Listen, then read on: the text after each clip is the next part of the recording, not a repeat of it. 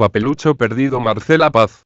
http://www.librodoc.com. Y estoy un perdido y la Jimena del Carmen, idem, y lo peor es que nadie nos busca.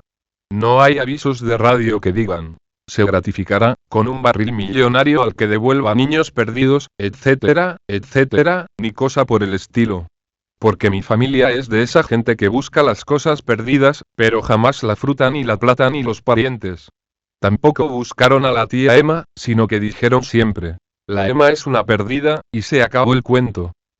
Ellos creen que uno se pierde adrede y quieren obligarlo a encontrarse.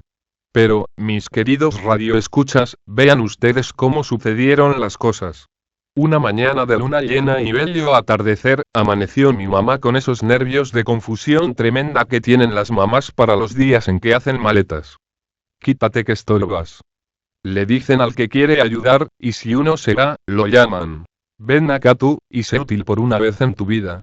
Y así entre cosas hirientes y refulgentes van desordenando la casa entera y revolviéndole a uno las ideas. Hasta que por fin conseguí preguntarle a la Domi. ¿Qué pasa?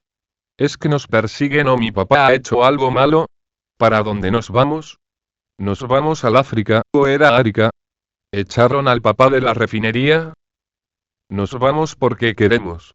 Tenemos mejor trabajo, y se rió misteriosa. Fue un día atroz. Mi papá partió temprano a ordenar su oficina y quedó mamá contando cucharas, pañales y revolviéndolo todo para encontrar su paletó de piel. Hasta que por fin se acordó de que lo había vendido en Santiago. Pero confundida y todo, dejó la casa entera metida en bolsas, maletas, atados y canastos para partir a la mañana siguiente en un taxi. Era de esos taxis que dicen en la puerta cierre suave, con olor a extranjero y con chofer de bufanda café, pero con los tapabarros bastante arrugados y un tarro con agua para cuando hierven, y un braserito para el té y 1000 metros de cordel por si hay que remolcarlo y un letrero con patas que dice pare y, en fin, con la maleta llena.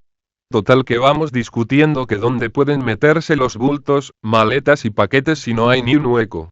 Y mi papá se fue poniendo avión a chorro y hasta hubo puñetes y el chofer ni se fijó que le dio un portazo a su puerta cierre suave y partió con furor. Mi mamá se puso a llorar de desesperación, pero en ese momento pasó Alejandrino Freire en su regio camión y nos trepó a todos, con cacerolas, cuna, radio, chupetes, maletas, bolsas, lámparas, paquetes, atados, etc. Javier, la Domi y yo íbamos atrás entre los bultos y mientras Javier aprovechaba de escribirle a su polola, la Domi sacó unos sándwiches calentitos que traía en un bolsillo secreto y yo alimenté a mi pobre Judas, el pingüino que me regaló anoche mi amigo Ramón Freire. Y Judas no quería comer porque tenía la cabeza como lacia y dice la Domi que estaba fallecido. Y yo le hice respiración artificial y por fin se lo entregué a Alejandrino para que se lo llevara al Ramón para que se lo devolviera a su madre pingüina que vive en la isla. Y estaba pensando en lo que haría la pingüina para enderezarle el pescuezo lacio a mi Judas, cuando mi mamá me zamarreó un brazo porque había que bajar del camión ahí en la estación de Viña. A ella se le habían olvidado sus lágrimas y otra vez se había vuelto general y daba órdenes a todo el mundo. Corre a comprar los boletos. Le chillaba al papá. Hazte cargo de la guagua. Le gritaba a la Domi. Cargue los bultos. Ordenaba al de la gorra colorada. Cuenta cuántos son. Le mandaba a Javier, y cada uno le obedecía calladito. Había bastante gente y en la boletería una cola larga que se alargó otro poco con mi papá detrás. Mamá seguía al mando de nosotros y los bultos. Parecía un Arturo Prat en medio de la batalla y repetía todo el tiempo. El tren para en Viña solo 1 minuto. Hay que subir rápidamente y tomar asiento. Y miraba la vía por si venía el tren y a papá en la punta de la cola. Era un verdadero aeronauta a punto de elevarse. Javier, anda a decirle a tu padre que se apure, dijo de pronto. Javier partió y no volvió nunca más. Apareció un tren acercándose a todo rechifle y mi mamá ordenó. Domitila, tú te encargas de los bultos. Tú, papelucho, de la guagua. Yo voy en busca de Javier y papá, y desapareció en el espacio. Llegó el tren majestuoso y antes que parara yo metí a la Jimena y el pelotón de gente me metió a mí. Me senté con violencia en el primer asiento que encontré y miré por la ventana. Ahí estaba la Domi en la estación pescando los paquetes y canastos, haciendo un desparramo atómico. Sus brazos cortos se topaban con su gordura y no cabía nada en sus manos confundidas. Los atados se reventaban y era una revolución de chombas, cacerolas, cepillos de diente y zapatos, sábanas y coladores y el montón crecía cada vez más. Pitó el tren y partimos suavemente mientras la Domi y su montaña se iba alejando poco a poco. El tren era muy largo y yo pensé que allá, en el último vagón, se treparían Javier, mi papá, mi mamá y la Domi con toda su confusión y su montón de paquetes. Era lógico, porque el último vagón pasa mucho más tarde por la estación. Ahora corría el tren galopando por su vía entre peñascos chilenos sin importarle cerros ni postes y su genial castañeteo de fierros aturdía los nervios. Yo esperaba todo el tiempo ver aparecer a mi papá y mi mamá con la Domi y sus paquetes, trotando por el pasillo, pero nada, hasta que me acostumbré a no esperarlos, porque cuando no se espera, es cuando llega la gente. La Jimena del Carmen iba feliz. Apretaba los ojos y abría su tremenda boca sin poderla cerrar por la fuerza del viento y al fin se veía peinada con sus mechitas tiesas para atrás. Resulta que cuando no pasa nada, da hambre. Y a mí me acongojaban mis tripas estereofónicas, porque dale con pasar unos mozos. Con bandejas de sándwiches. Lo pesqué de la manga y le dije. Señor, ¿me puede fiar dos? Mi papá se los paga cuando llegue. Cuando llegue te los doy, dijo con voz áspera, y se fue. Conté hasta 20, hasta 300, hasta 1971, y nada. Mi papá no llegó. La Jimena se había puesto odiosita y no quería estar sentada. Ella sabe caminar para un solo lado. Yo la ponía de perfil en el pasillo y partía para el lado equivocado y se caía y lloraba. Los suelos del tren tienen una mugre rara y la Jimena al poco rato parecía un neumático. Una señora la compadeció y me dijo. Al fondo del vagón hay un lavatorio. Llevé a la guagua y era un excusado del porte de un confesionario, pero con un olor tremendo, y yo empecé a lavar a la Jimena por pedazos, hasta que me aburrí y la lavé entérita con ropa y todo. No había con qué secarla y sus vestidos se le pegaban tal como a los santos de yeso. Tampoco podíamos salir de ahí porque la puerta se había cerrado perpetua. Pero de repente se estremeció el tren como terremoto y ¡zas! Se abrió la famosa y caímos los dos afuera. La genial señora del excusado recogió a la guagua que se había puesto entera negra otra vez con el costalazo, la desvistió, la secó con su pañuelo y me dijo que sujetara a la ropa en la ventana para que el viento la secara. Yo obedecí, pero ni sé si se desintegró en el viento la famosa ropa o quizás se voló. Menos mal que la Jimena es de esas guaguas gorditas que se ven bien en calzones y parecen muñecas plásticas de las más caras. En todo caso la gente ahí se hizo amiga y empezó a darnos galletas, caramelos y hasta un pañuelo de seda que le pusieron de vestido a la Ji. En eso paró el tren y todo el mundo empezó a bajarse muy apurado. Yo también me bajé muy apurado. Había miles de gente apurada que empujaban para subirse más apurados a otro tren.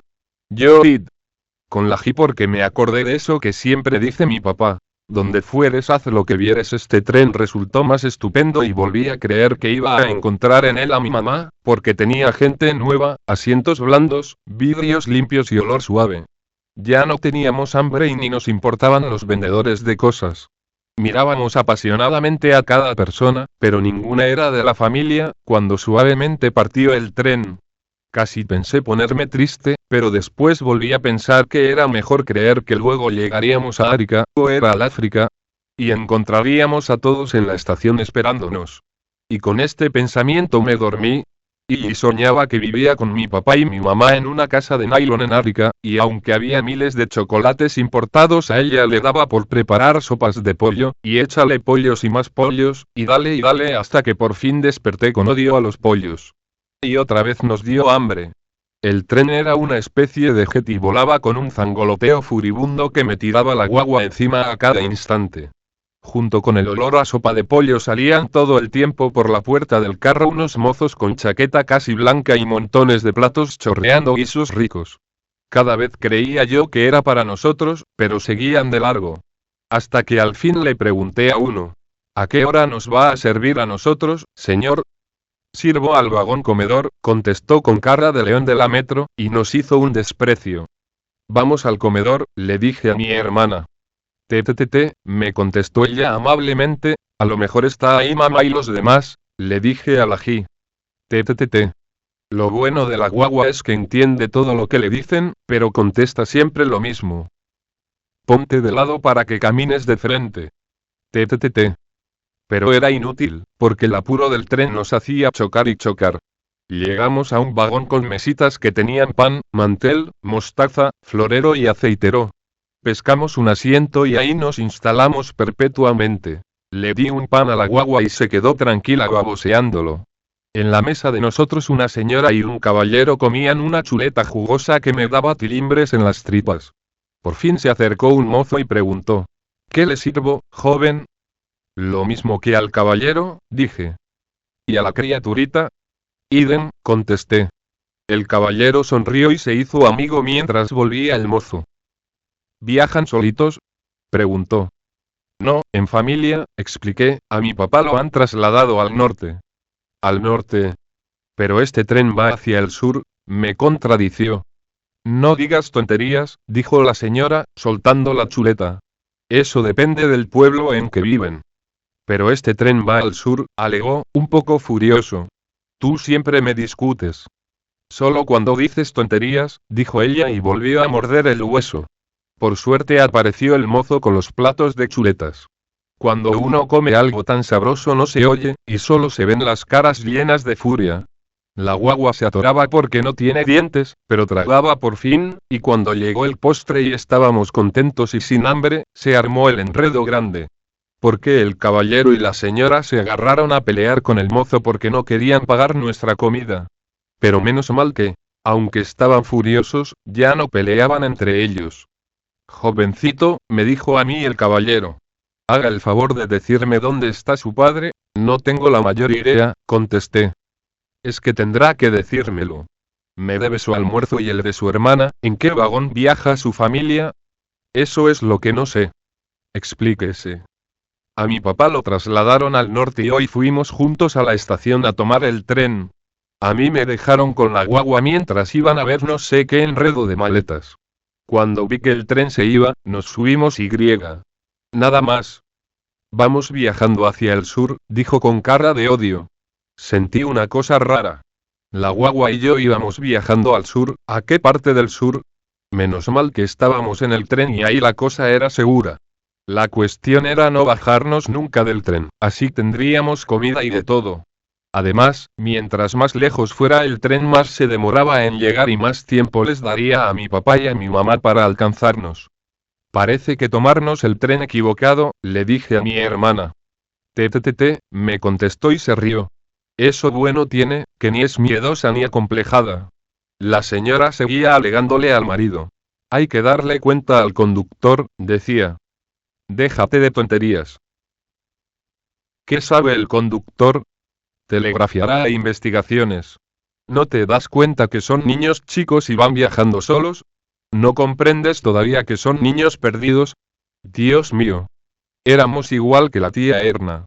Lo que yo no había querido ni pensar, perdidos, no en un teatro, no en la calle, en una tierra extraña. Recé. San Antonio, haz que alguien te haga una promesa y nos encuentren. Te ofrezco que mi mamá vaya de rodillas a alguna parte y mi papá dé todo lo que tiene a los pobres, pero haz que aparezcamos pronto.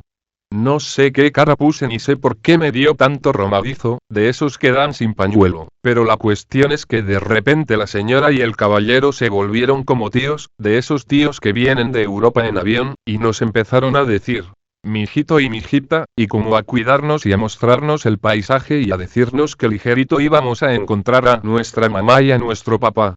Y me compraron una revista de historietas y me fui a sentar bien lejos para poder leer y no pensar más. Y la Jimena se había dormido con su boca abierta, acurrucada entre un desconocido y yo. El tren veloz y supersónico esquiaba por los campos patriarcales y yo leía otra historieta, del diario del desconocido cuando su cara reemplazó a los monos. Voy a volver la página, me dijo con voz áspera. Espere un poco, le repliqué, mientras leía el final. En ese momento se acercó el inspector. ¿Los niños viajan con el señor diputado?, preguntó al desconocido. Así parece, respondió él con ojos picarescos. El inspector hizo un saludito a la gorra y partió. Entonces me fijé que el diputado era un señor igual que cualquiera, pero un poquito más gordo solamente. ¿Usted también va al norte?, le pregunté. ¿Al norte en flecha?, exclamó. Vamos al sur, hijo. En ese momento me acordé de todo otra vez. Íbamos en viaje al sur mientras que mi mamá y los demás iban al norte. Cada minuto y cada vuelta de rueda de los dos trenes nos separaba más. Mientras el tren que llevaba a mi mamá subía por el mapa, el de nosotros bajaba con violencia. ¿Qué hacer? Había que parar el tren, había que decirle al maquinista que pusiera marcha atrás. Pensé a chorro. ¿Usted es diputado de nacimiento?, le pregunté al señor. Yo sabía que no. No, hijo. Fui elegido por el pueblo. ¿Para qué? Para estudiar las leyes, para gobernar en el Congreso. ¿Usted puede mandar entonces? ¿Por qué no hace el favor de decirle al maquinista que ponga marcha atrás? Queremos ir al norte a juntarnos con mi papá. Si sigue andando este tren nos vamos perdiendo más y más, comprendo, dijo con carraspera. Sin embargo, no es posible llevar al norte a toda esta gente que ha tomado pasaje para el sur. ¿No te parece? Yo comprendí y me dio hipo. En Osorno me preocuparé de ti, dijo. ¿Falta mucho para llegar a Osorno? Un par de horas. ¿Por qué no duermes como tu hermanita? Cerré los ojos para no ver más estaciones, porque esta flecha fatal pasaba de largo en todas, despreciándolas. Los ojos se me abrían. Había que hacer algo. Yo me desesperaba, y cuando uno se desespera dan ganas de que venga un temblor para que la desesperación se remezca y cambie. Pero en un tren ni hay caso porque uno va remecido perpetuo. Y cuando uno no quiere perderse y se va perdiendo a cada minuto más y por la obligación de un estúpido tren, ¿qué hacer para atajarlo? Cuando yo sea diputado haré trenes que los manejen los pasajeros desde su propio asiento, a retroimpulso y con vagones de emergencia, o sea, cápsulas de arrepentimiento para que se puedan volver los equivocados y seguir los demás. Y así pensando y pensando se me ocurrió de repente que mi papá tendría que darse cuenta de que yo y su única hija Jimena estaban en el sur y era lógico que nos viniera a buscar. Y tal vez le convenga más trabajar en el sur que en el norte, al menos, a mi mamá, que siempre anda peleando con la Domi y todas las empleadas son del sur.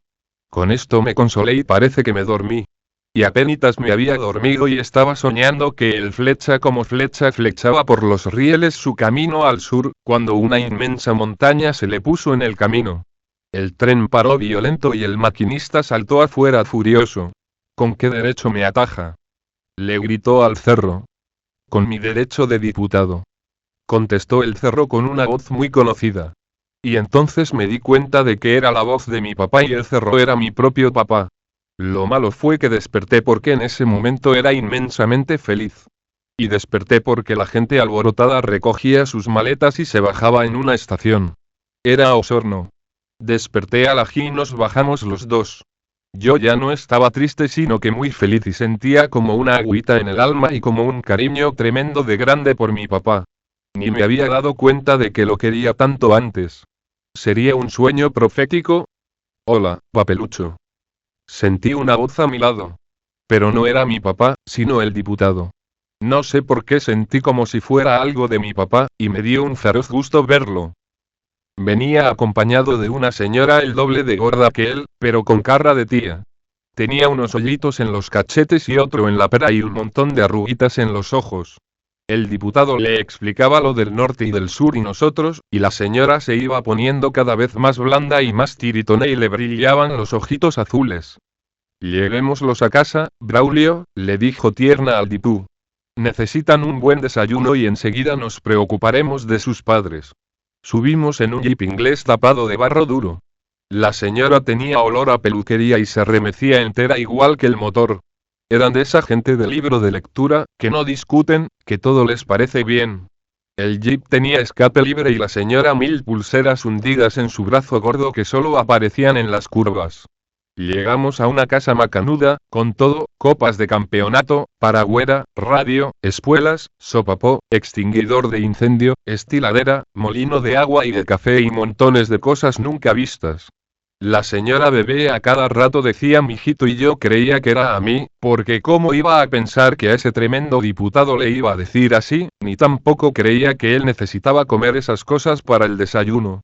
Porque nos dieron huevos fritos, queque, choclos con mantequilla, mortadela, café con leche y una cuestión que se llama natre y ciruelas con crema de postre. Yo habría querido ser del porte del dipú para comer tanto como él. Tal vez porque tengo las orejas tan supersónicas de paradas me chillaban adentro con la radio tan fuerte. Por fin le entendí esto al diputado. ¿Tienes la dirección de tu padre? No, mijito, contesté, sin querer. El dipú hizo una carraspera de 1000 toneladas. Pero con la comida se me abrió la memoria y me acordé de que el papá del casi vivía en el propio Osorno. Tengo un amigo en Osorno, clamé con violencia. Usted lo debe conocer, porque tiene un diario.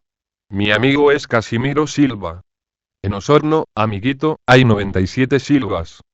Sí, pero el papá del Casi es uno solo, alegué, y tampoco tendrán todos un diario, ninguno tiene diario, papelucho. Puede ser reporter, redactor, fotógrafo o simplemente colaborador, en los diarios de Osorno hay lo menos 6 Silva en cada uno. Entonces es muy fácil averiguarlo. No cuesta mucho ir a sus casas a ver cuál es la de mi amigo. La señora del diputado se atoró con el queso, pero tosiendo y todo me apretó la mano. Yo te llevaré a verlos. Mi marido es un hombre muy ocupado, dijo desconsoladamente. Total que la señora bañó a la Jimena del Carmen, la vistió con unos trapos raros y la acostó a dormir. Yo me peiné y me lavé las manos y nos subimos otra vez al jeep inglés. Había que ver cómo hacía sonar los cambios la señora y cómo le tiritaba el cuerpo pasando los hoyos. En fin, que hicimos 12 visitas y encontramos a 4 Silvas, pero ninguno era el papá del Casi. Los otros 8 estaban fuera de casa en su trabajo, y algunos tenían solo hijas mujeres y otros ningún hijo. Iremos a los diarios a averiguar más, dijo ella apasionadamente. Y entre tanto, quiero que te sientas en tu casa. Mi marido es diputado de la zona y yo presidenta del Club Avance. Volvimos a casa y encontramos a la Jimena del Carmen comiendo pollo en la cocina. La cocinera le había puesto una cinta roja en sus mechas y parecía un aviso de refresco.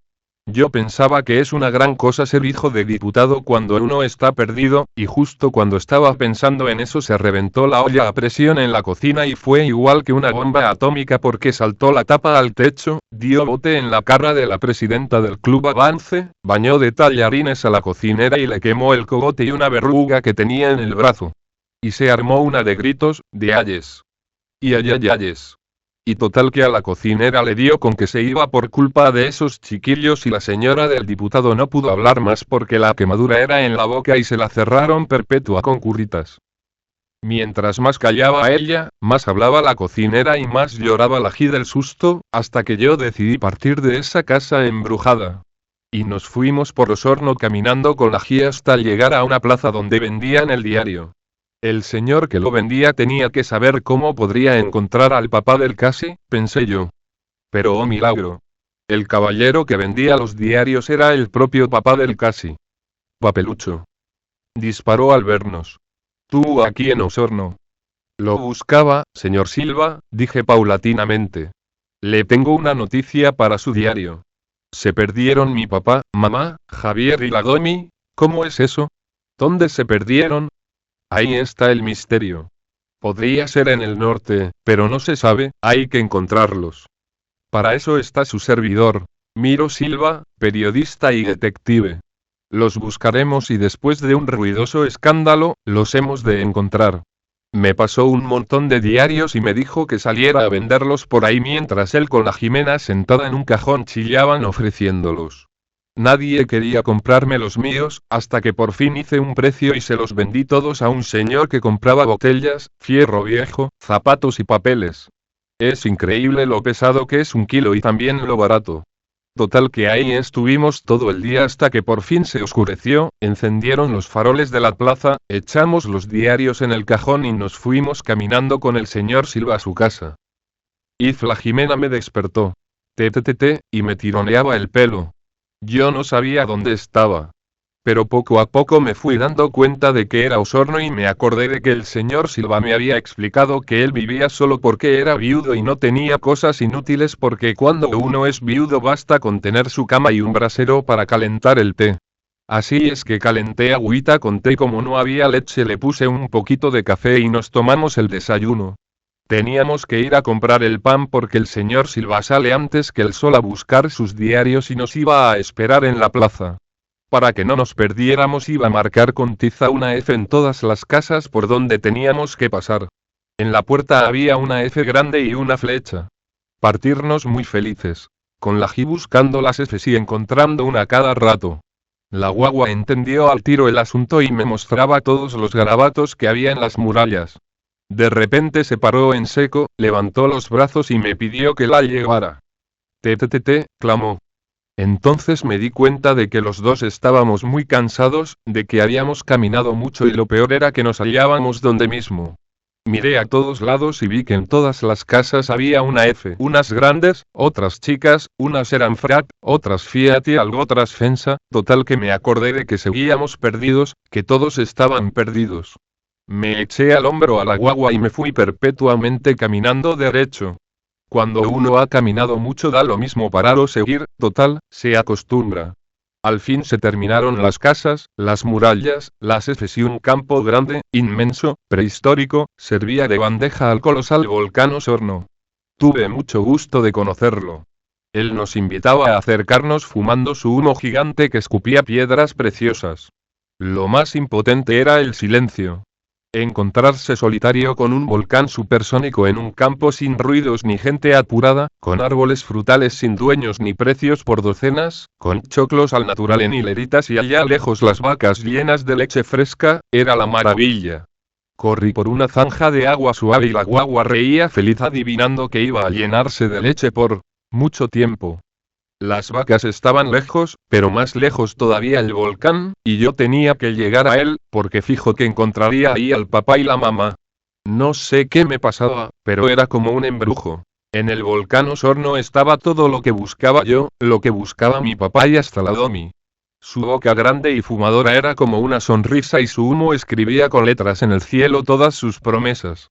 Corría yo por la acequia con la guía a caballo en mí. Lástima que no le habían enseñado a galopar y la pobre se mordió la lengua. Y también me hizo un chichón mortal en la cabeza. Pero lloraba tanto al ver la sangre de su lengua que me olvidé de mí, la lavé en la acequia y por fin la bañé para consolarla definitivamente. El viento puso duro su cuerpecito embarrado y apenas podía doblar el codo y las rodillas. Era un monito negro con la pera brillante como espejo. Por primera vez me pareció linda la guagua.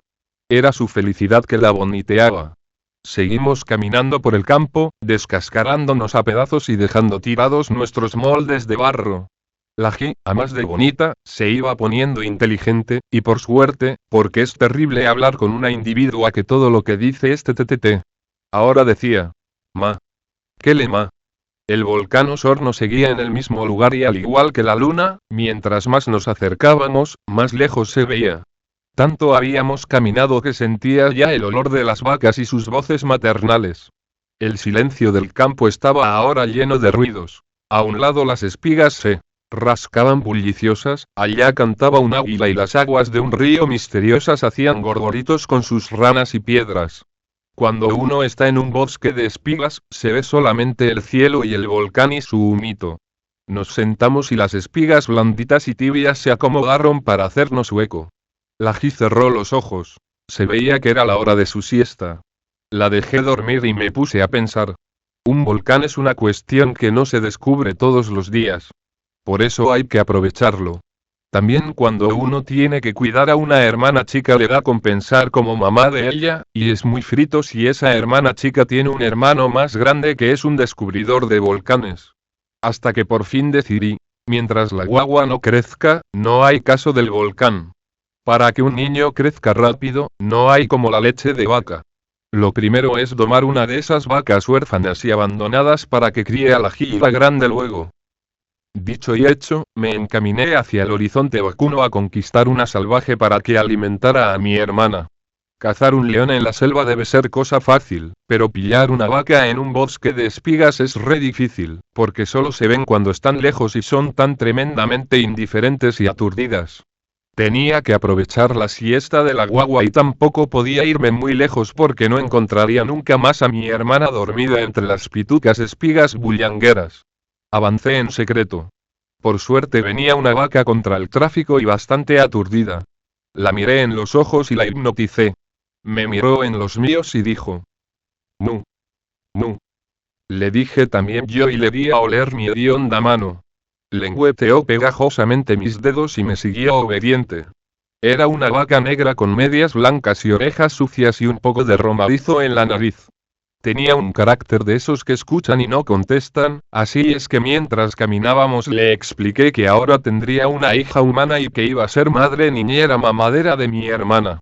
La bauticé Mena, porque si se me olvidaba el nombre, al llamar a Jimena, las llamaba a las dos.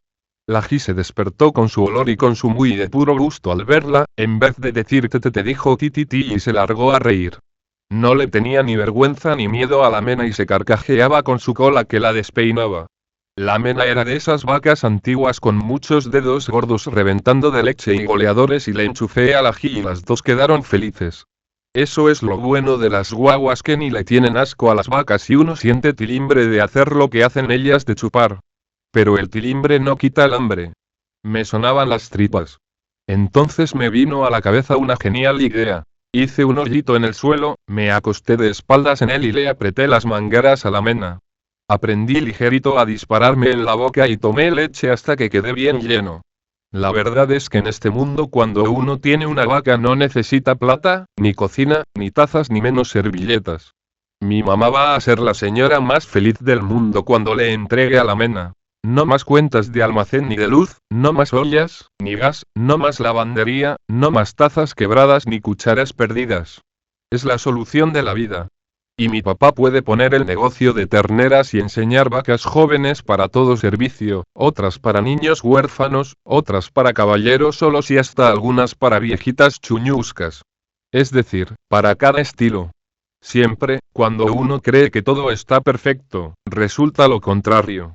Así es la vida, sorpresosa y contreras. Justo cuando ya nos sentíamos eternamente felices, vino lo terrible, la noche. Porque la noche, en un potrero de Osorno, alumbrado por el genial volcán y con la música ambiental de las vacas salvajes, es algo tremendo. Sobre todo cuando uno tiene una hermana chica que cuidar. Y todo huele a azufre, a odio de clases entre vacas enemigas de uno y armas invisibles de la selva. Uno se vuelve todo orejas y narices. Uno se trepa a caballo en la vaca y ella se ha puesto helada y tiritona y sus ojos tienen mamitas de volcán. Volver a la ciudad. Todo un día de camino, es decir, toda la noche. Señor, ayúdame. Clamé, igual que en la tele, y el señor me escuchó. Me sentí como de fierro. Tomé confianza y seguí pidiendo. Señor, que pase luego la noche y sea día. No apagues el volcán porque todavía se pone esto más oscuro.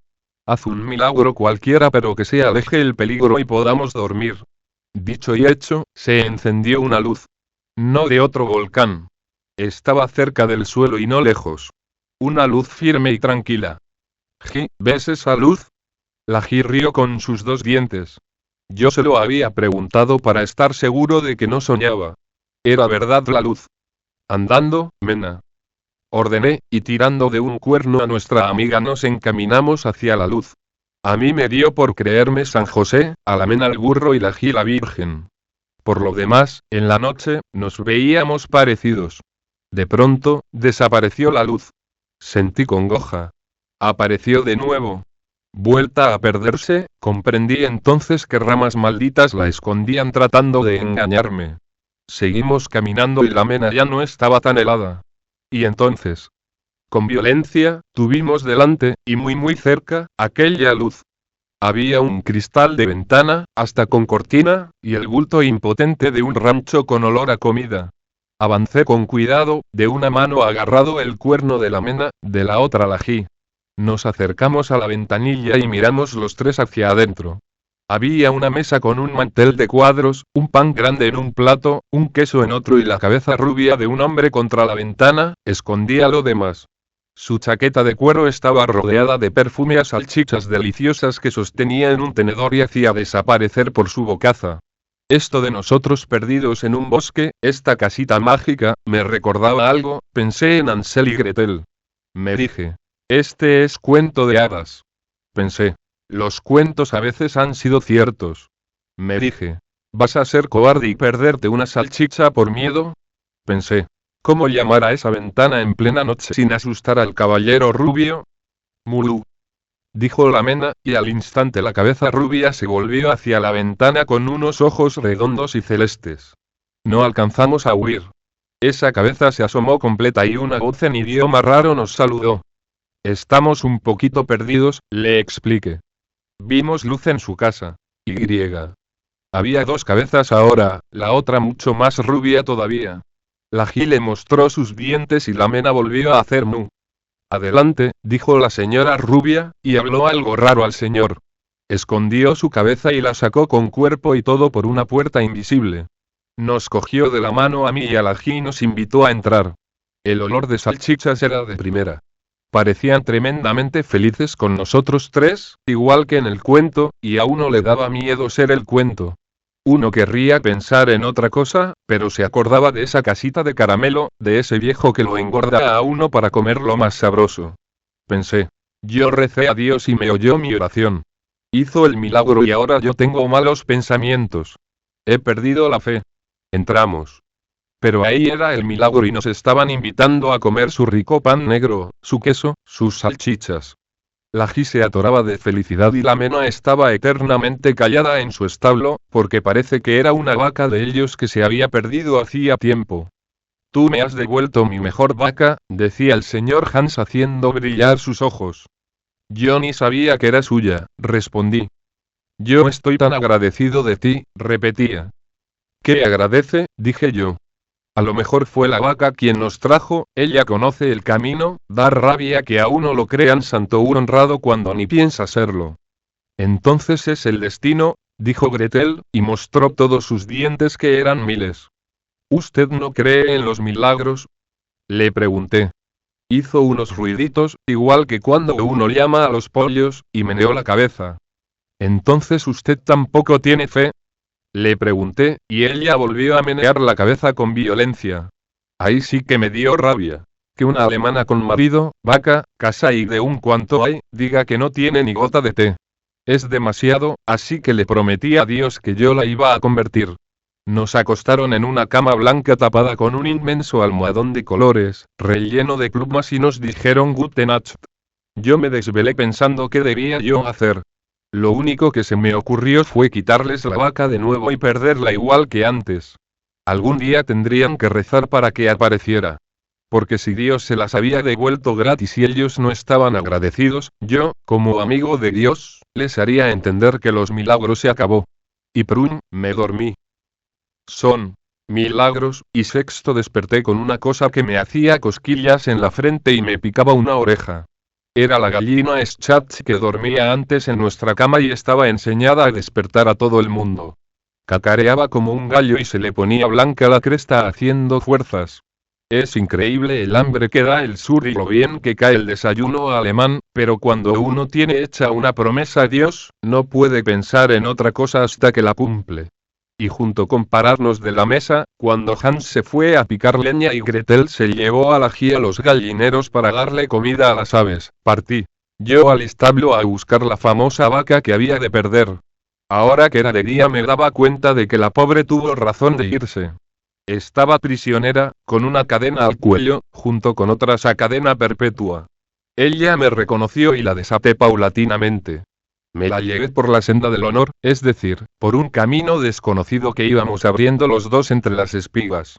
Caminamos y caminamos largo rato hasta que nos perdimos.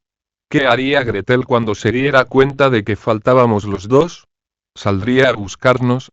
¿Se vengaría en la G? Es terrible tener preocupaciones, pero las promesas son promesas y hay que cumplirlas.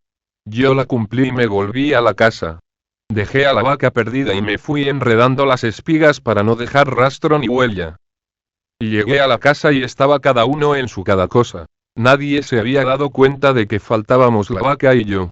Entonces miré al volcán y lo miré tanto que de pronto pensé que si Dios lo había hecho tan alto, para algo sería, hasta que por fin se me ocurrió esto. Si yo trepaba hasta el cogollo podría divisar el norte y tal vez a mi mamá en alguna parte. Y si ella me buscaba, seguramente tendría anteojos de larga vista y me vería.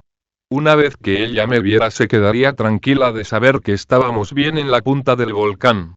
Le expliqué al señor Hans y él movió la cabeza y se rió, igual que la mueve y se ríe todo el tiempo. De todos modos me fui mirando de fijo el humito azul del volcán para no andar de más. Iba en línea recta para acortar camino. Pero de pronto se me puso delante un río. Su agua fresca traía peces y piedras preciosas que arrollaba en su corriente de 1000 amperes. Cruzarlo a nado era imposible. Habría que hacer un puente de piedras. Tomé una grande y la dejé caer al fondo, pero desapareció. Eché otra encima y otra hasta que me convencí de lo inútil. El puente debía ser colgante, como el del río Kwai. ¿De qué lo colgaría? En esto pensaba cuando de pronto vi saltar una piedra del cráter del volcán. La piedra se elevó y se perdió en el cielo. Debía ser una piedra preciosa y esta noche habría una estrella más en el cielo. El humo azul se iba poniendo gris, luego blanco y por fin rojo. Era como la llama de la refinería, pero mucho más grande y se molía en el aire disparando estrellitas y peñascos inmensos. Era una oportunidad. A todo esto me di cuenta de que un trueno grande y majestuoso se derramaba cerro abajo a mis pies. El suelo tiritaba igual que la piel de la mena.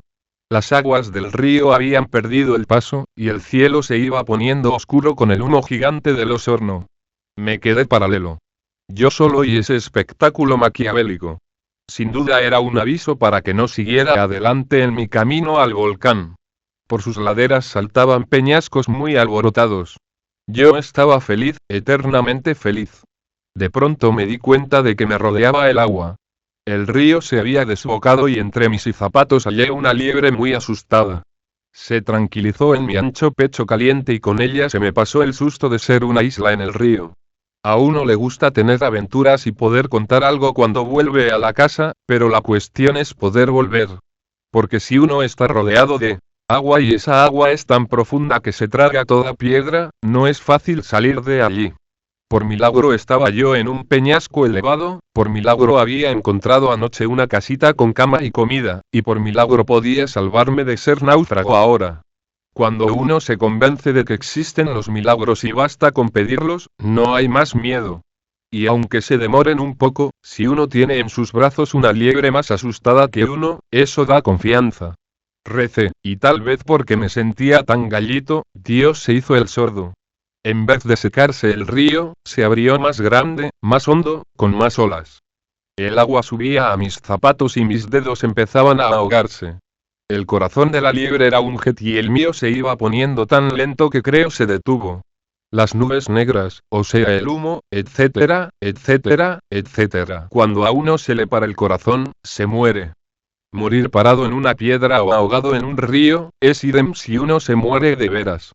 Saqué bien la cuenta, me convencí y me lancé a nado. Me pegué fuerte contra las piedras del fondo y la liebre se me subió al cogote. Entonces me levanté para contar mis heridas y me di cuenta de que el agua era poca, tan poca, que apenitas me cubría los pies, y mis heridas eran puramente 8, y no bien mortales, tampoco. La liebre estaba muy nerviosa y tenía que sujetarla con las dos manos mientras miraba al cielo. El humo negro se iba retorciendo en un enorme tirabuzón y el volcán Osorno echaba unos escupitos chicos como de velos blancos. Me sentí elevado por una garra inmensa y solo atiné a apretar la liebre entre mis brazos. Cuando recobré la calma, la liebre tenía la lengua afuera y estaba medio ahogada por mi fuerza. A mi lado, el señor Hans me hablaba con su lengua de revoltijo. «¿Estás sanito?», decía con su saliva espesa. Tembló violento porque el volcán eructó y tuve miedo de ti, era una gran noticia, pero me acordé de la Ji me dio congoja. ¿Qué le habría pasado a ella? No sabía cómo preguntar. Por suerte los alemanes son adivinos. Tu hermanita muy bien, me dijo, como telegrama, cuando me subió a la anca del tordillo. Te espera ella y una sopa de lentejas. Yo respiré feliz y tan fuerte que apreté mis talones. Y el tordillo saltó a todo galope camino de la casa. Vi y junto con llegar al rancho me di cuenta de que algo raro pasaba. La señora Gretel saltaba como loca, se echaba al suelo dándose vueltas de carnero, sudaba y por todas partes había cosas tiradas, manzanas, duraznos, flores y floreros. En el medio, rodeada de extraños juguetes y con la colita para arriba y la cabeza pegada al suelo, se chupaba un dedo. La Gi. Ella no quiere jugar, dijo Gretel, arreglándose el pelo.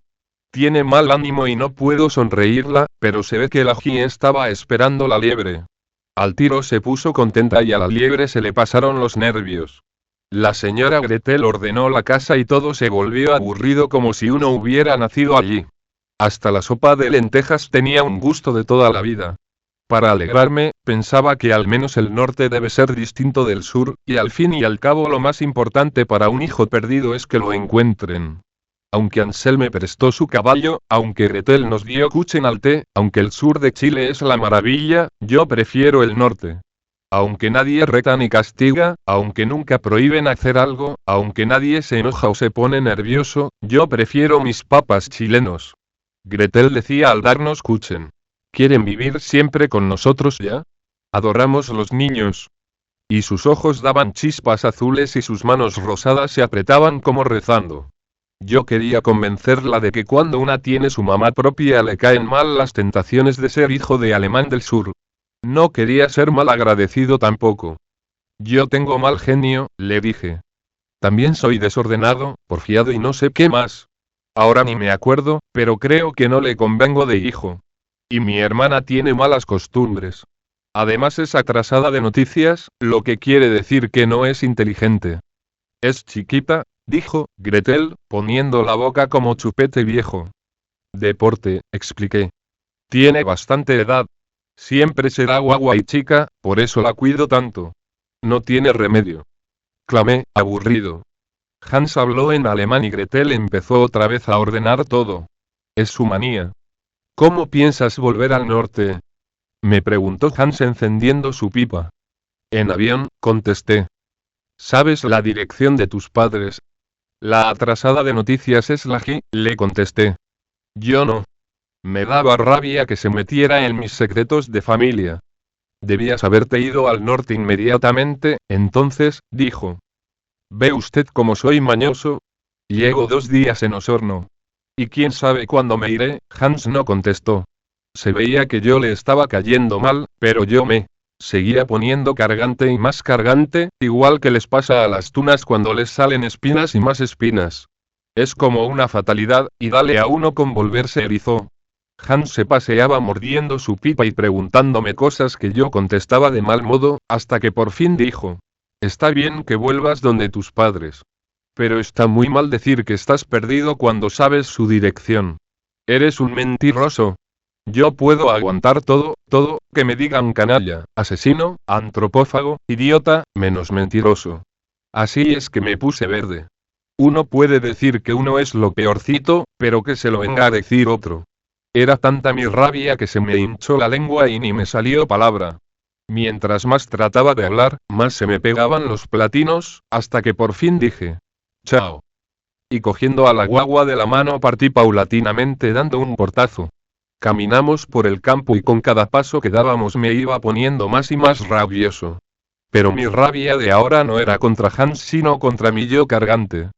Hans me había salvado de la erupción del volcán, me había dado alojamiento y comida, y yo era un desagradecido. ¿Qué sacaba conseguir caminando cuando sabía que tenía que volver atrás para decir algo? Lo que no sabía era qué algo diría, ni cómo decirlo. De pronto sentí en mi mano un aire caliente.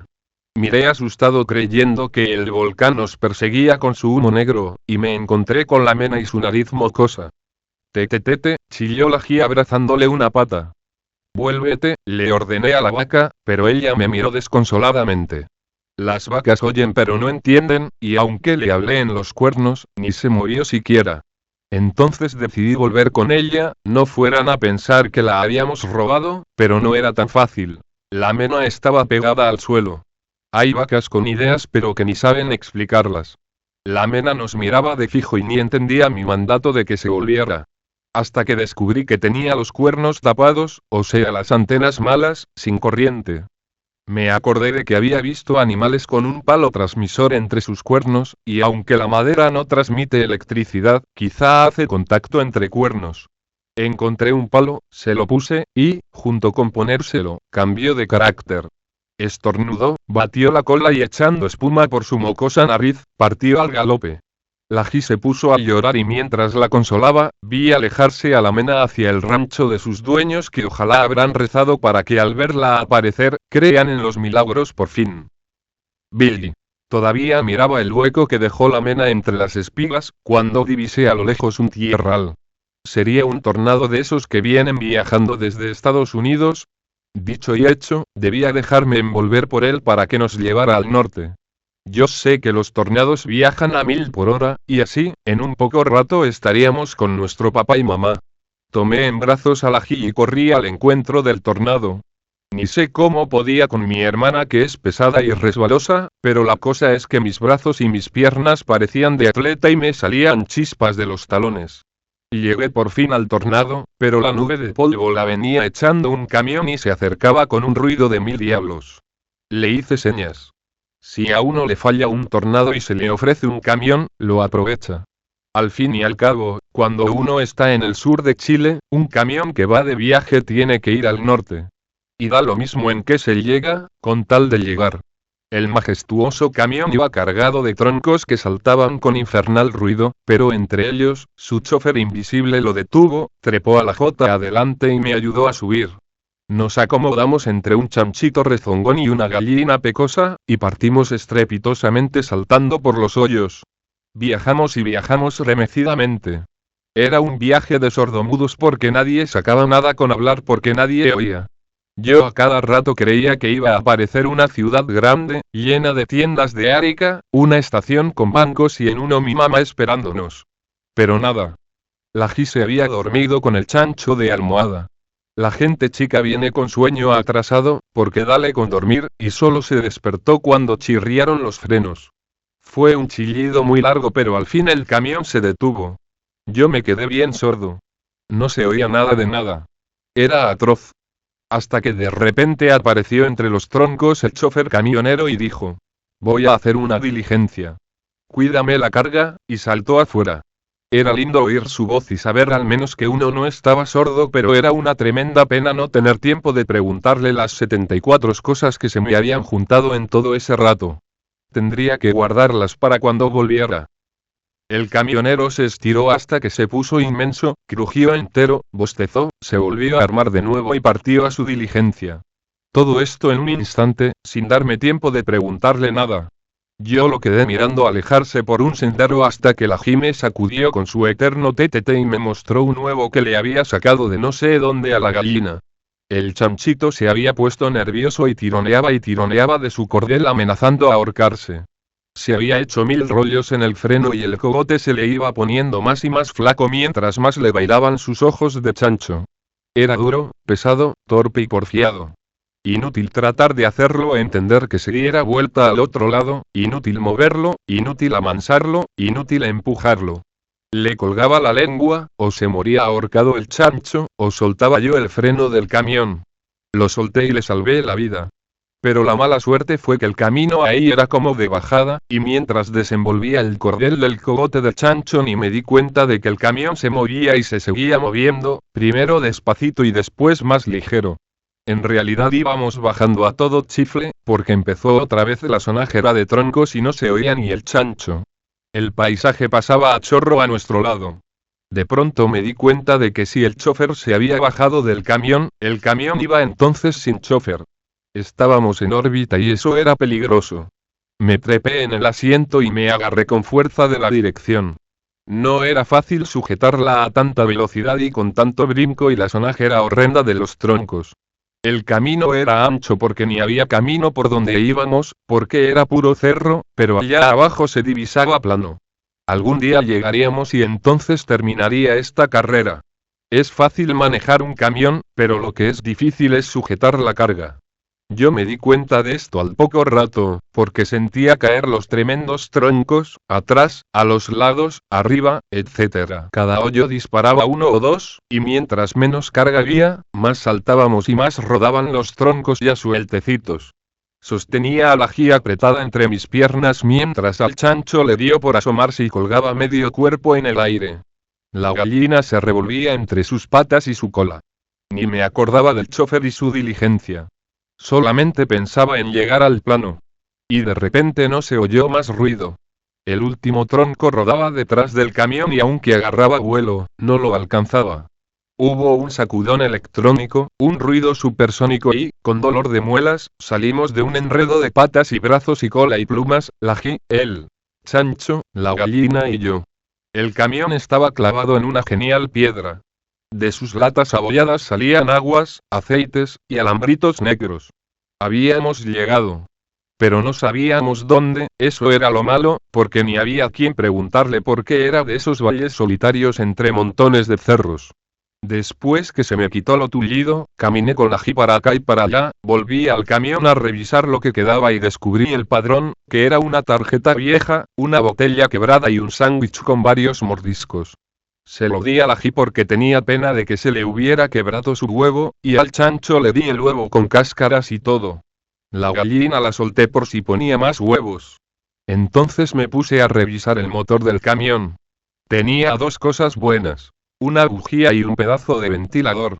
Saqué la bujía para aprovecharla en algo y estaba pensando en que, cuando de repente oí una tos. Miré y había a mi lado una cabra blanca con cuernos y pera. Miré más y vi más y más cabras por todos lados. Había chicas y grandes, negras y peludas, apolilladas y viejas. Hasta una café con manchas blancas.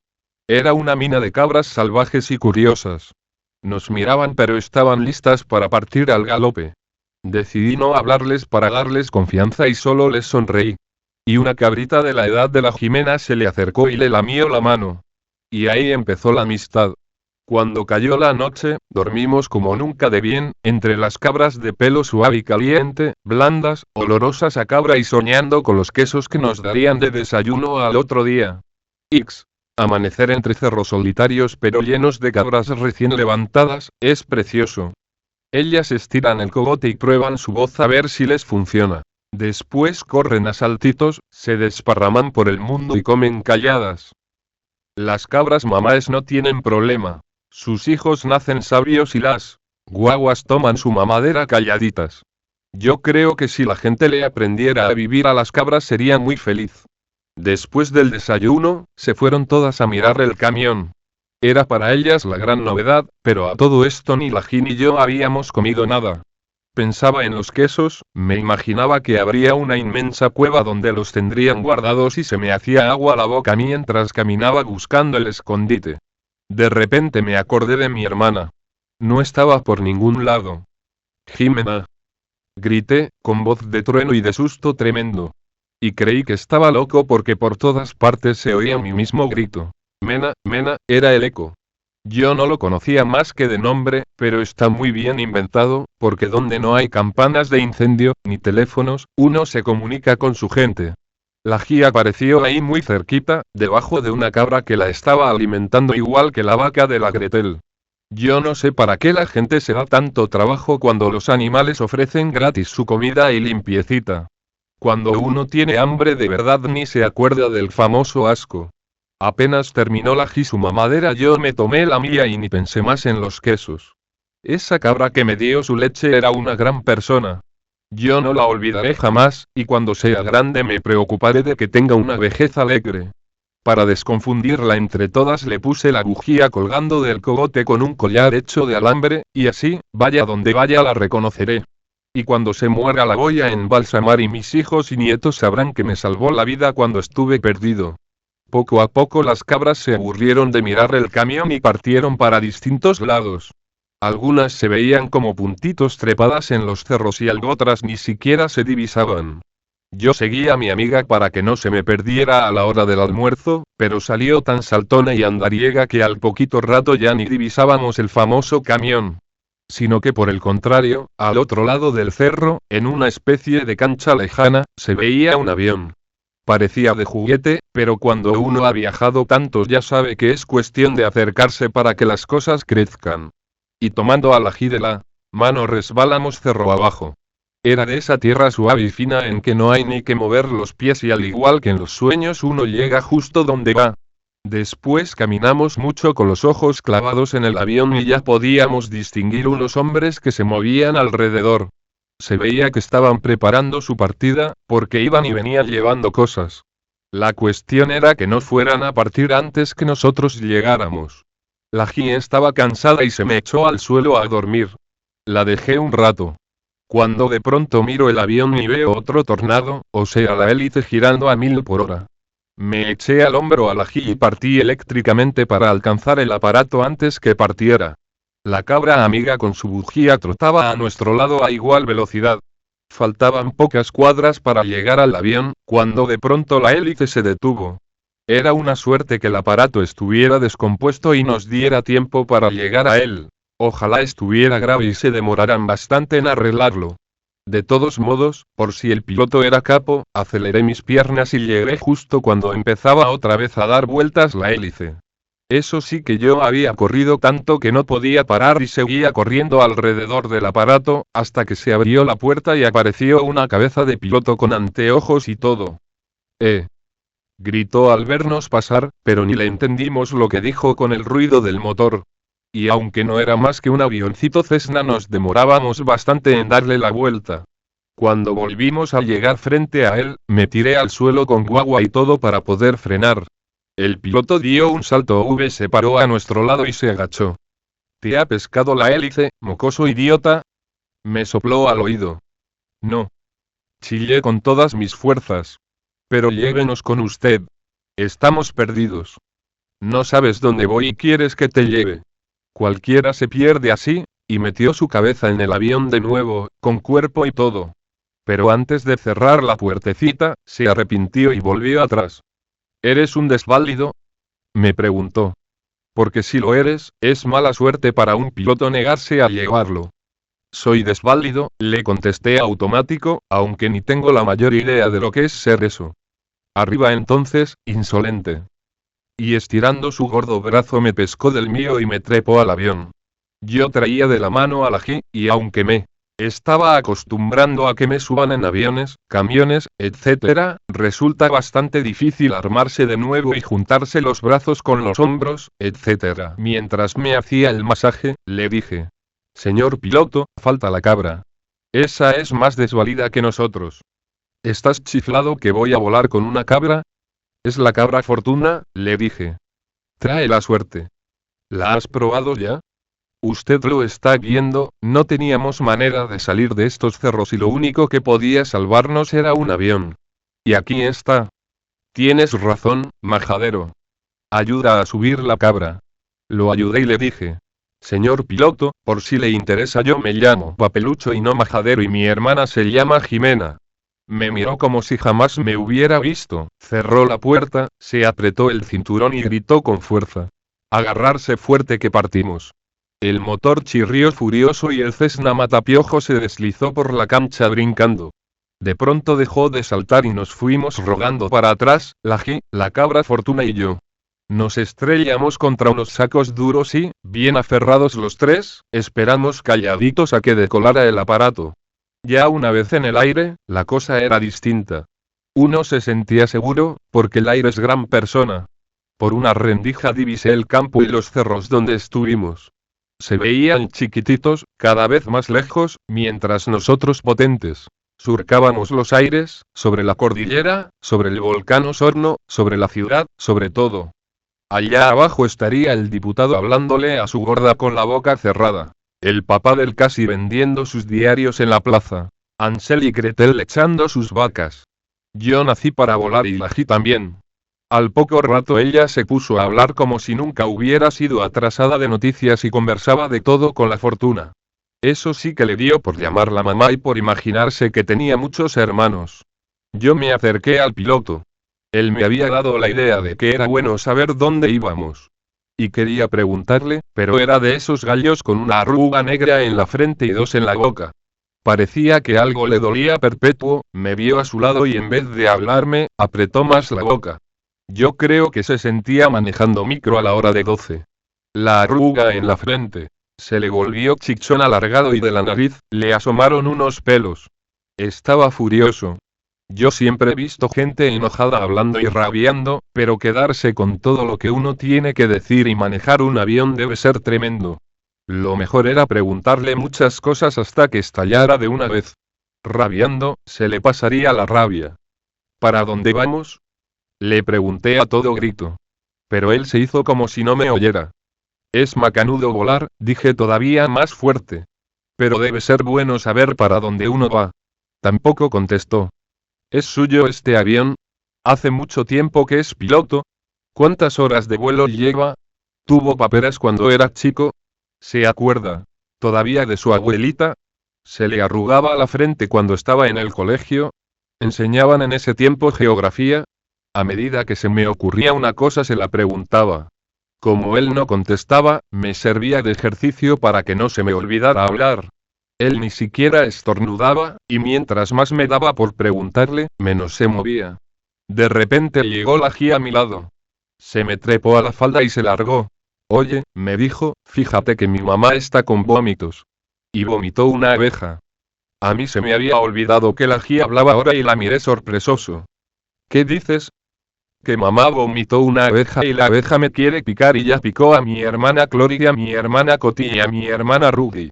Y están las tres llorando. ¿Dónde están tus hermanas? Le pregunté, olvidado de su nueva idea.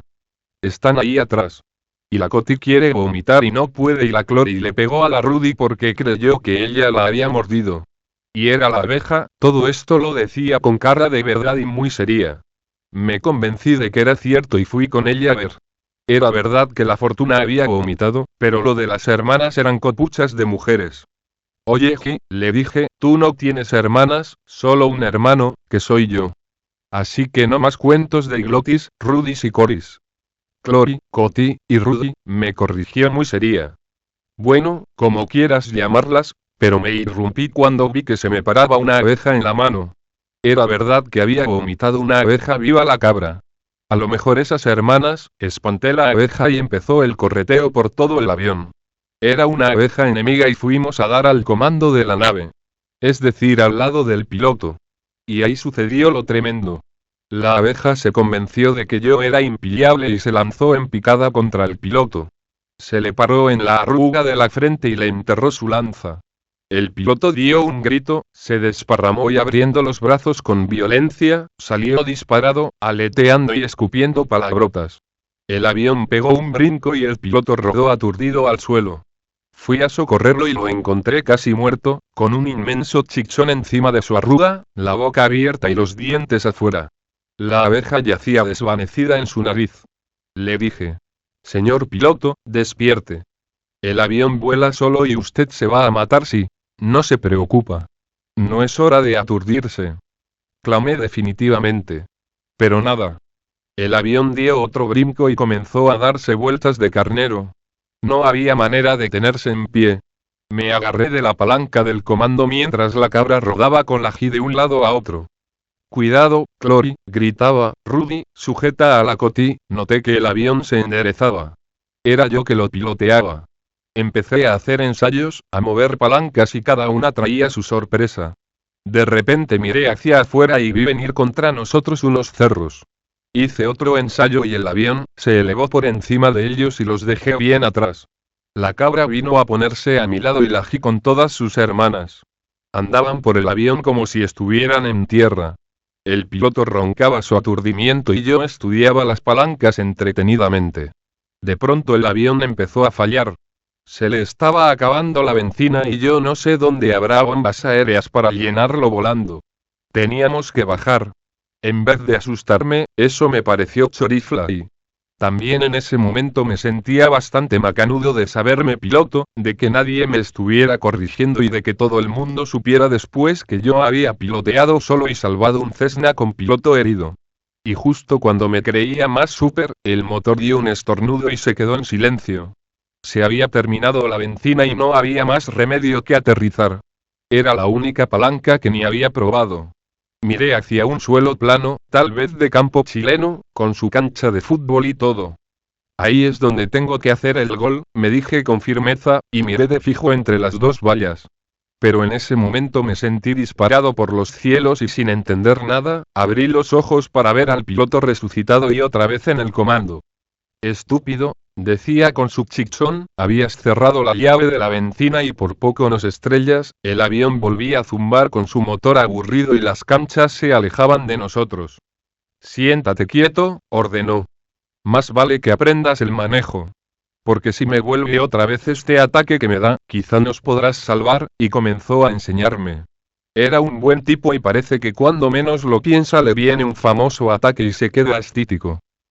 Sí. El piloto civil Beleúndez nació con mala estrella y parece que de puro sufrir se le hizo esa arruga en la frente a los 6 meses. Tener mala estrella quiere decir tener suerte de perro y que a uno todo le salga mal. Por ejemplo, que los negocios no dan plata, que la esposa no lo aguanta, que los amigos lo engañan y que le echan la culpa de todo. El pobre señor Beleúndez tiene que aterrizar en campos secretos, volar con cielo nuboso, acallar los motores cuando pasa por aeródromos y cargar su avión de noche. Parece que no tiene patente, o algo por el estilo, pero sus vuelos son secretos. Y tiene ideas raras y mucho miedo de sujeta. Así como antes le dio por no hablar, después del ataque le dio por lo contrario y me contó su vida desde que nació y todos los accidentes y malas suertes y jetas que lo persiguen. Estuvo preso 3 veces y cumplió su condena, y 4 que escapó, y las escapadas a veces cuestan caras. Por eso nunca tiene dinero. Me dijo que tenía la tincada de que la fortuna le iba a traer suerte porque ya se notaba con la escapada que hicimos. Y en ese caso con este viaje le iba a cambiar su vida y sería millonario. Y si le fallaba algo se iba a Cuba. Usted me ha contado muchas cosas, le dije, menos una. ¿Cuál, papelucho? ¿A dónde vamos? Usted mismo me dijo que debería preguntárselo. No es por no contestarte, pero toca el caso que ni yo mismo lo sé. Todo depende de cómo se presenten las cosas, pero si mi cabra le trae suerte, las cosas se presentarán bien, y en ese caso, ¿dónde aterrizamos? Es posible que en un valle del norte o de la zona central. Será de noche y he de esperar ciertas señales. Usted es medio misterioso, y a mí me gustan los misterios, clamé, pero en ese momento me di cuenta de que estaba muy oscuro y me acordé que el ají debía tener miedo. ¿No hay luz en este avión? Le pregunté. Hay, contestó con voz final, pero yo vuelo a oscuras y si te parece mal te duermes. En vez de dormirme me fui a la cola del avión a acompañar al ají. Tanteando con las manos la encontré acurrucada durmiendo con la fortuna de almohada y me volví a mi asiento. A mí me gusta la oscuridad, dije, no se ven las cosas feas y también uno puede imaginarse otras más macanudas. Pero Beleúndez ni me contestó. Había estrellas en el cielo y parecía que él las contaba para ubicarse. De pronto encendió una radio que nunca hizo funcionar antes y se oyó. Atención, atención. Avión no identificado indique patente y vuelo. Paso. Beleúndez apagó la radio y dijo algo que no entendí. Sentí que nos elevábamos recto hacia arriba. Quizá atravesaríamos la noche para llegar al día. Subíamos y seguíamos subiendo. De pronto nos enderezamos y se encendió una luz. Por fin estamos sobre las nubes, dijo Beleúndez estirando sus piernas. Ahora podemos continuar el vuelo tranquilos. ¿Volaremos toda la noche? Aterrizamos cuando menos te lo pienses, dijo, y su mano negra encendió otra vez la radio. Perdido. Paso. Repito. Cessna sin identificar perdido. Atención, atención. Cerró el botón de la radio y lanzó una carcajada. ¿Comeremos algo, papelucho? Abre esa caja contenía jamón, huevos duros, chocolate, y bebidas. Era de primera y todo esto tiene un gusto todavía más exquisito cuando hace mucho tiempo que uno no ha comido. Beleúndez miró su reloj. Resulta que en ese instante sentimos un feroz choque. El avión se estremeció y la fortuna salió galopando hacia atrás. Fue un sacudón y luego nos quedamos muy quietos en el vuelo. Giramos en redondo suavemente. ¿Qué pasó? Pregunté al señor Beleúndez. La señal, dijo el genial piloto. Hemos rozado la señal. Ahora bajamos. Agárrate, papelucho. Silenció los motores y empezamos a planear en secreto haciendo círculos. Apareció una luz y otra, y otra.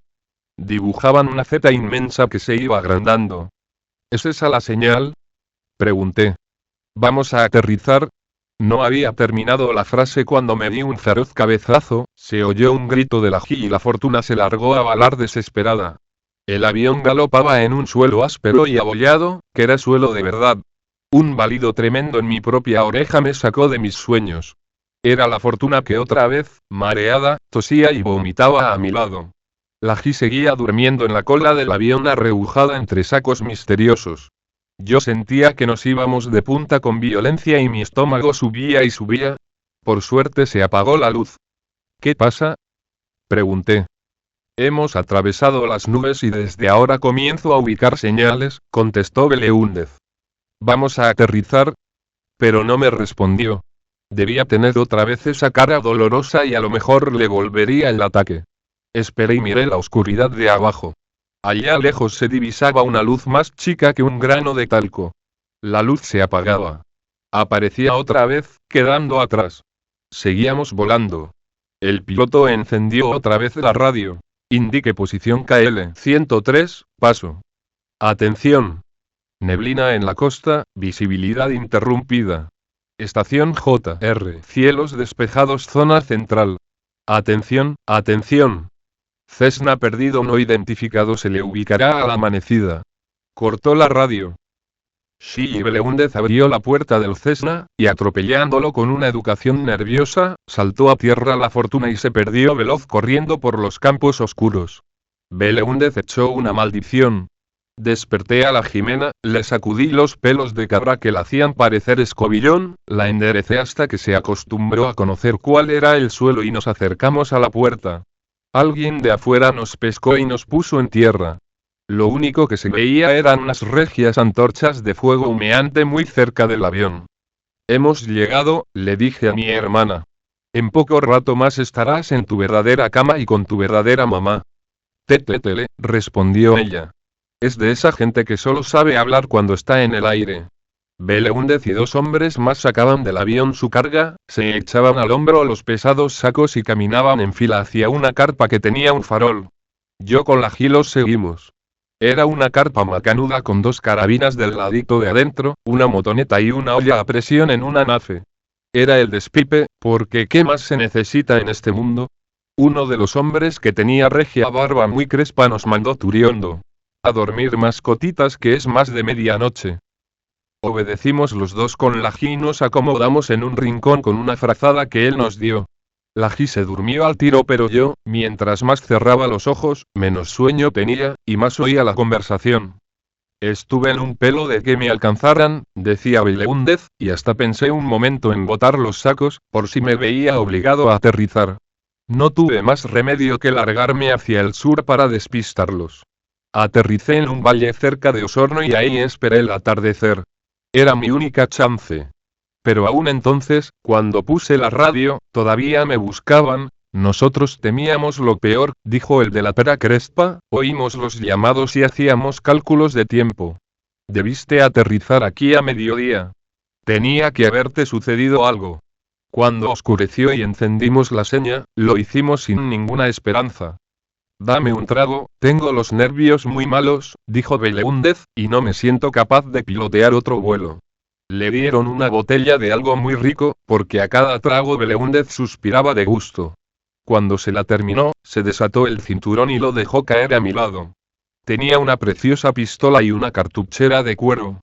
Estírame el saco de dormir que tengo sueño, dijo, y apenas lo desenvolvieron se acomodó en él y empezó a roncar. Se ha emborrachado el muy bruto, dijo el de la barba. No despertará hasta mañana. Tendremos que arreglárnoslas sin él antes de que aclare. No es fácil llevar carga en motoneta de noche y sin caminos, dijo el otro. No es fácil ninguna cosa, dijo el barbudo. Pero ahora se trata del pellejo. El avión será localizado apenas amanezca, y linda cosa si nos pillan con todo. El rancho del gitano está a 100 kilómetros de aquí. En 2 horas estás allí, y andando, dijo el barbón.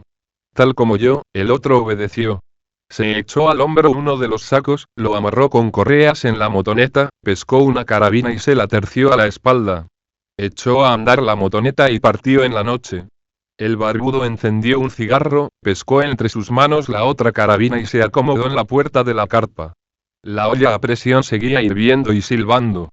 Parece que el barbón y yo nos dormimos, porque los dos despertamos con la explosión de la olla, el incendio de la nave y el olor de chicharrones. Laji y Beleúndez siguieron durmiendo. Era una pena que se hubiera quemado una liebre entera guisada en su propia salsa. Y yo me volví a dormir mascando el olorcito, que es mejor que no mascar nada. Me despertó un dolor y era una garra del hombre que me apretaba un brazo con furia. Levántate, me decía. Está amaneciendo y tendrás que ayudarnos.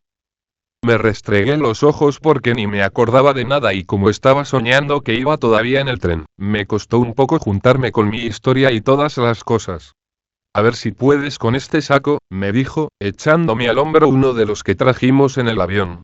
Pero yo no estaba listo y me achaqué debajo. Lo llevarás de a poco, me dijo, sin desanimarse, y vació en el suelo millones de cajitas. Prueba ahora, me dijo. Probé y pude. Lo harás en 4 viajes. Ahora ven conmigo. ¿Ves aquel árbol negro contra el cielo? A su pie hay un montón de paja. Apartarás la paja, echarás estas cajas y luego las taparás otra vez con paja. Enseguida vuelves con el saco vacío. Obedeció otra vez. Es tremendo encontrarse con esa clase de gente. Anduve mucho rato antes de encontrar el árbol porque en la noche los caminos son más largos. Me senté en el montón de paja a descansar, abrí el saco y examiné la cajita por si eran municiones, oro o chocolate. En todo caso era algo valioso. Me eché una al bolsillo, y escondí las demás entre la paja. Luego volví con el saco. Hice 4 viajes, pero en el último aclaraba ya, y ver amanecer es súper. Uno siente lo que sintió Dios cuando hizo el mundo, algo genial. ¿Has oído el ruido de la motoneta? Fue todo lo que me preguntó el barbón en vez de darme las gracias. No, señor. Ahora te llevas el otro saco de la misma manera, ordenó. Yo te prepararé un buen desayuno a ti y a tu hermana mientras tanto. Pero esta vez dejas el saco allá escondido, ¿entiendes? Partí casi con medio saco. El barbón me hizo trampa y resultó muy pesado. Pero ahora de día, con el sol allá en los cerros y pájaros despertando, la cosa era más fácil. Enterré el saco y me guardé 4 cajitas en el bolsillo. Yo me pagaba una por cada viaje. Pero en esto me dio miedo de que me pillara el bulto y decidí llevarme solamente lo que tenían dentro. Era una gota de polvito en un sobrecito plástico. Seguramente era uranio, aunque la caja decía coca. Algún día me podría servir para algún invento. Hice 2 viajes más aunque el olorcito a desayuno me llegaba a dar tilimbre. Por fin se acabaron los sacos y el barbón me sirvió una taza de café con leche. Laji vino a acompañarnos, pero el señor Beleúndez prefirió seguir durmiendo. El pan era duro, pero el barbón lo remojaba en la leche y yo lo imité y es rico. En esto estábamos cuando se oyó un avión. Como un autógrafo saltó Beleúndez de su sueño y se puso el cinturón con balas. El barbón se lo quitó y lo metió entero en la olla a presión. Tapó la carabina con el saco de dormir. El avión bajaba suavemente y antes que me acabara mi pan, había aterrizado. Era de la Fuerza Aérea. Saltó el piloto a tierra y Beleúndez y el barbón corrieron a recibirlo. Mi teniente, qué felicidad, decía Beleúndez. Me quedé sin gasolina y sin radio. Aterrizamos sin novedad, era un vuelo local con mi cuñado y los niños. Se rió mostrándonos a nosotros. El teniente le estrechó la mano y le regaló un tarro grande de gasolina, me tiró de la oreja y le dio un caramelo al ají. Después se elevó y se fue. Desde ese momento le cambió el carácter a Beleúndez y el barbón se reían y hacían bromas y más bromas. De repente no sé qué me dio por hablar y dije. Ya que ahora vuelve el de la motoneta. Dicho y hecho. Se acabaron las risas, se enfurruñaron las frentes y estos caballeros se pusieron furiondos. Era que estaban nerviosos. ¿Dónde se habrá metido ese animal? Tú también eres un animal, dijo Beleúndez, te olvidaste de sacar la señal de las antorchas. El teniente la habrá visto y griega. No compliques más. Basta con que Ordúñez no haya vuelto. ¿En qué manos estará la carga? Ni había terminado la frase cuando se oyó en lontananza un ruido de moto. Se ablandaron las arrugas de las caras furiosas que miraban el más allá, pero de pronto esas caras se fueron poniendo cada vez más raras y más raras. Allá lejos se divisaba no una moto, sino que 2, 3, 4, Por lo menos. Beleúndez dio un grito. A bordo, zarpe. Y pescando el gran tarro de gasolina echó a correr al avión y se trepó. El barbón recogió la carabina y llegó un poco después, justo cuando Beleúndez despegaba del suelo. Los dos con la G nos quedamos perpetuos hasta que los vimos perderse en el cielo.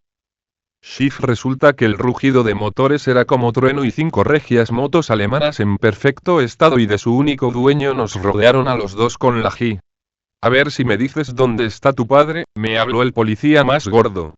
Eso es lo que no sé, le respondí.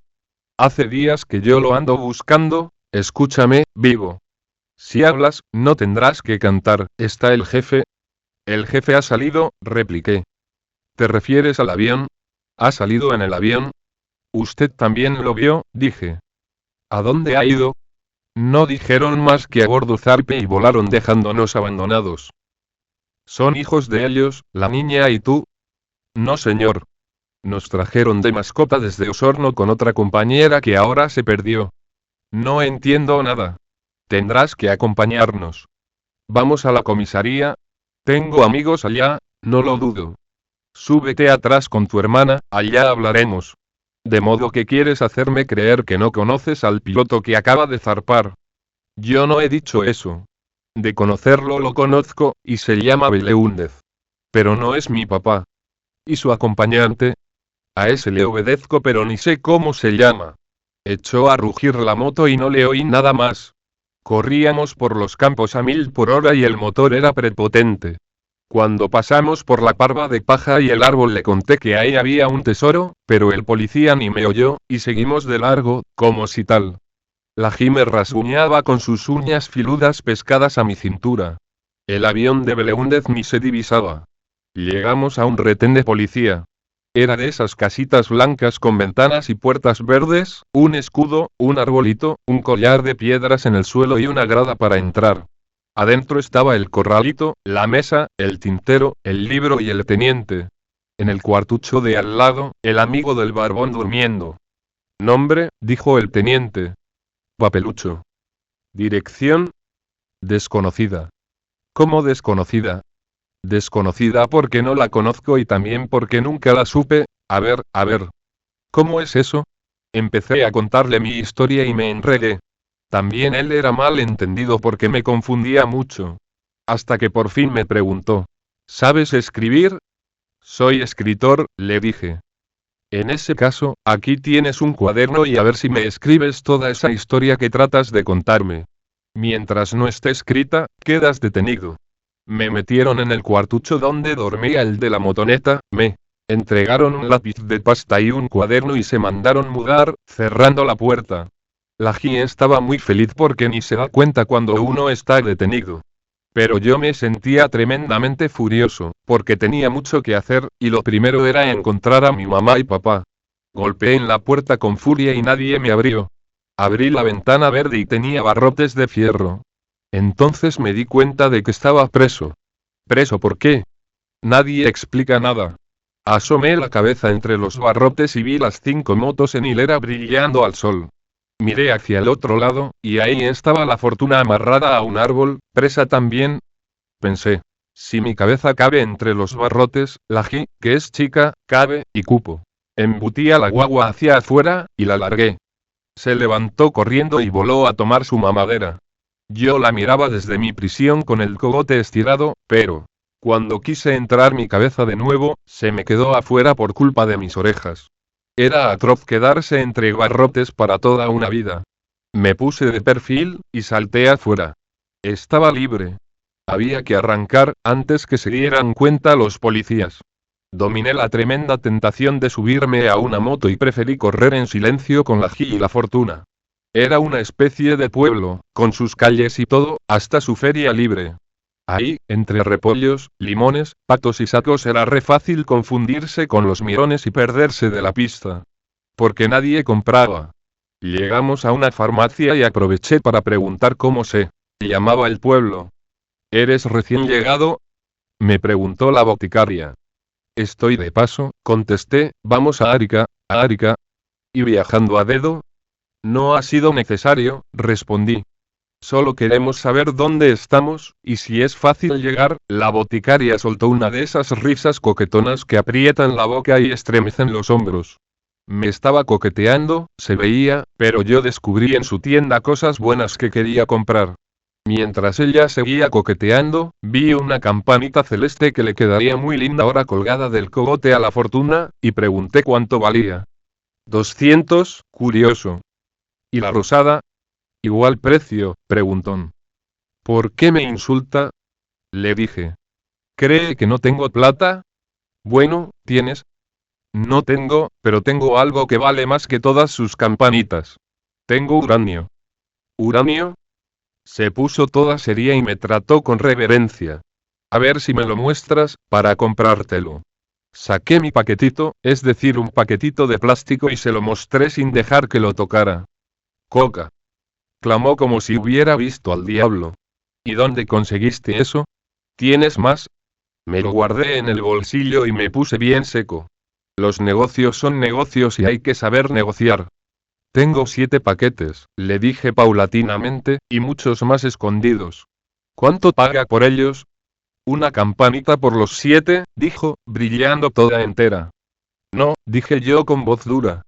7 campanitas por los 7 y el dato del escondite. Yo me di cuenta de que ella se sentía muy feliz con ese negocio y si ella estaba tan feliz debía ser mal negocio para mí.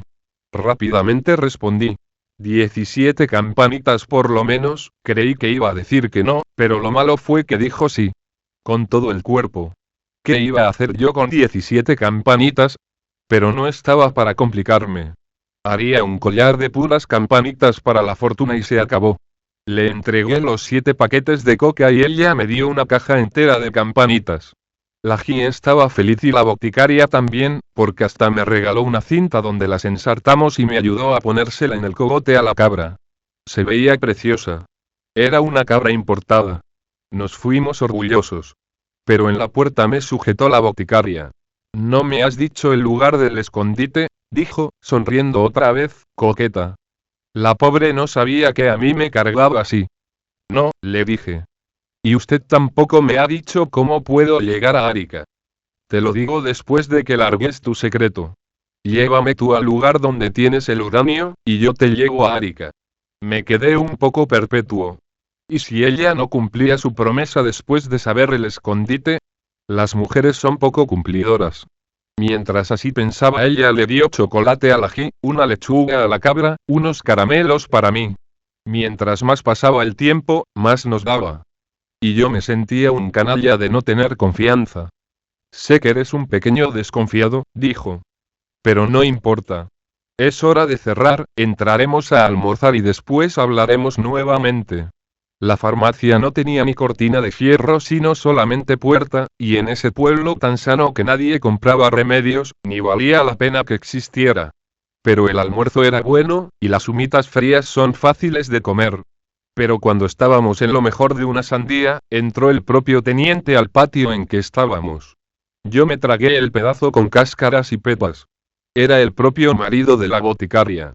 Porque ella se le fue encima con 1000 secretos, y secretos muy largos, tan largos, que cuando terminó de decirlos, el teniente tuvo que sentarse en una silla. Cuando uno está fuera de servicio, amiguito, está fuera de servicio, dijo, y atacó 5 humitas. La boticaria explicó. Mi marido quiere decir que a las horas de comida él no es teniente, ¿comprendes? Es mi marido, y se puso a coquetear. Almorzamos muy tranquilos, pero después del almuerzo la Boti dijo. Tenemos un negocio con este amiguito, Braulio. Él nos va a indicar dónde guarda una cantidad de uranio y yo le voy a decir cómo puede llegar a Arica. Andando entonces, dijo él levantándose. No tan deprisa, Braulio. Él tiene miedo que después de mostrarnos su tesoro, yo no le enseñe el camino más corto y el más fácil para llegar a Arica. En ese caso, es mejor que tú confíes en él y le des el dato antes a cuenta del suyo. ¿Y podré confiar en él?, preguntó ella poniendo todo redondo. Creo que sí.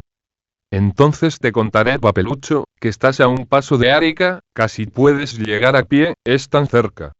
Basta con que te subas mañana en mi camioneta que va por la mañana temprano y estarás ahí a mediodía.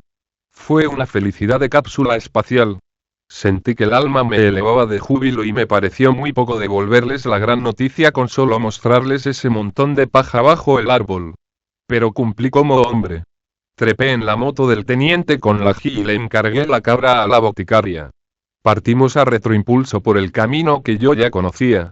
En la cancha de aterrizaje había un carabinero cuidando la carpa y las antorchas apagadas y más allá estaba el montón de paja inmóvil y anónimo. Llegamos ahí y escarbé. Primero salió el saco y luego las cajitas del tesoro. El teniente las recogía y las echaba al saco. Luego tocó un pito y vino el carabinero y lo ayudó a llenar sacos.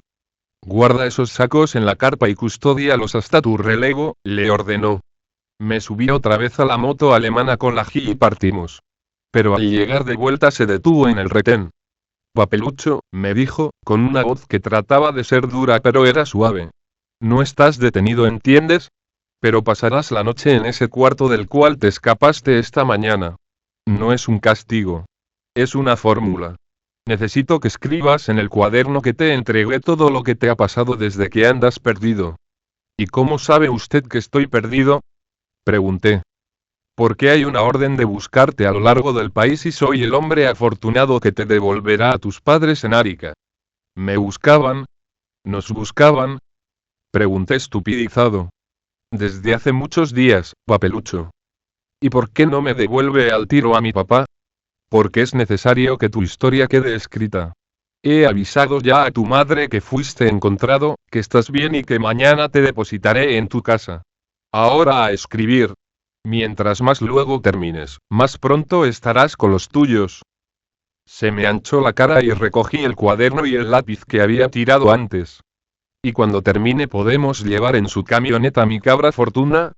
Pregunté. Sí, papelucho, y además felicitaré a tu padre porque has colaborado en una importante pesquisa. He escrito lo más apurado posible y con esto termino mi historia, señor teniente, pero, por si cuando lo vea, con el apuro de llegar a mi casa se me olvida, quiero preguntarle qué quiere decir colaborado en una importante pesquisa. Contésteme a mi casa en Arica, su papelucho.